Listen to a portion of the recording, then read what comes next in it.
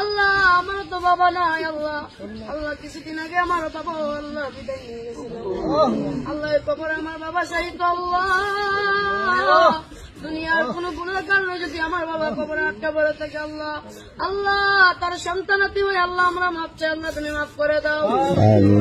ডাকিব আমরা বাবা বলিয়া, কারে ডাকিব আমরা দাদা বলিয়া, ও আল্লাহ কারে ডাকিব আমরা বাবা বলিয়া, কারে ডাকিব আমরা বাবা বলিয়া। আল্লাহ যেই বাবা নিজেরা পড়ে আমরা পড়াইছে আল্লাহ, আল্লাহ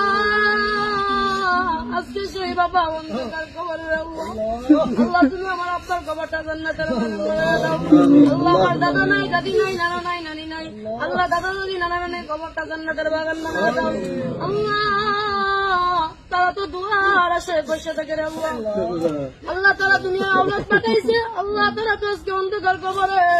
তারা আওলাদের কাছে আল্লাহ সাহায্য চাই। আল্লাহ তুমি তো তোমার হাবিবে বলেছে